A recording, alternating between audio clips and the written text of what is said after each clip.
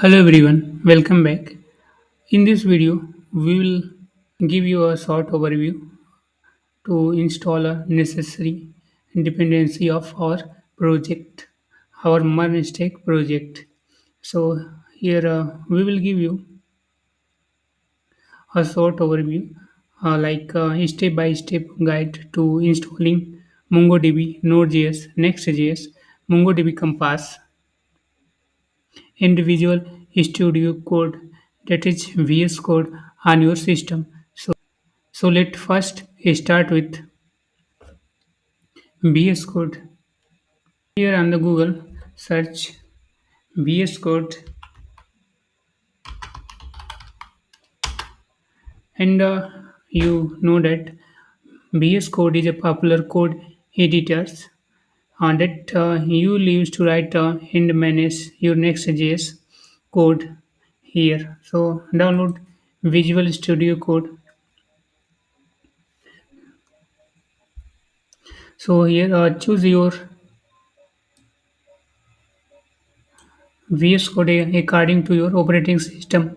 If you have a Windows, then click on this window buttons. And if you have another operating system like Debian, then click on this link. And if you have a Mac system, then click on this buttons, Mac button. Then after here clicking on, then it automatically install. Thank you for downloading. But in my case, I have already downloaded VS Code. Fine. Basically, this is your VS Code. I have already installed. And then after installing your VS Code, then inside it install extensions like ESLint. It helps in identifying and fixing the common code issues. So here, here we have option to install all the dependency or extensions like ESLint. So search for here ESLint,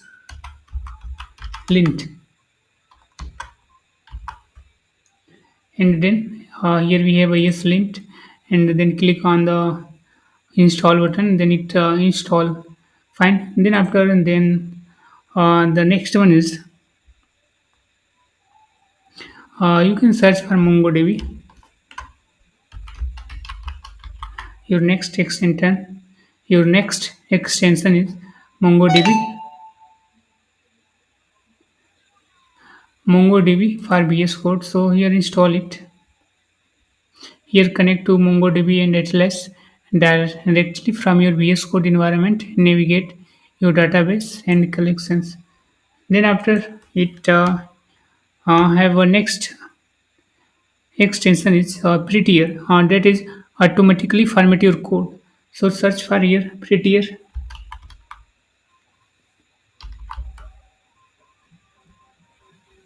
Now you can see that here we have a prettier. So install it. You have options to install it. In my case, I have option uninstall because we have already installed it. So here display option to uninstall. The next one is next extension is ES6. ES6 code snippet. Basically, it is a useful snippet for faster coding. So then the next one is material icon. In this project, we will also use materials. So here search for material icon theme. So search here material. Here search material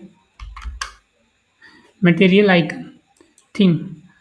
Basically, this theme make it easier to identify files and folder by their icons. Fine. Here I have an example. You can easily understand here. Basically, all the file have icons like you can see here JavaScript map. Then you will see this type of icon. If you have a PHP, then it automatically use this type of icon PHP. And here I have a icon for your JSON files. Then after it, let navigate your browser again, and then here search for Node.js. Basically, Node.js is essential for running both your Next.js applications and backend. So, the first of all, download Node.js. So, let visit Node.js official website. So, search here Node.js install or Node.js download here. So, here let me click on this link. Then here we have options download the LTS version, that is long term support version for your operating system like Windows, Mac OS, Linux. And here of then after installing your Node.js, then verify the installation process. Then here open your terminal or command prompt. Then run the following command in my case, here search for cmd here search for cmd and then inside it, if you successfully download and install, then here search for node.js version, then you will see a number, like in my case node dash dash version. If you successfully set up your node.js in your system, then you will give a version like v20.12.2, and Node.js automatically also install your npm package. Fine. So let also verify your npm library npm dash dash version. If we have npm, then you will see a version update. If you get anything other than this version or number, then it means you successfully not set up your node.js and npm in your system. So install first download, then install, then set up, then here verify your installations, it's successfully set up in your system or not. Fine.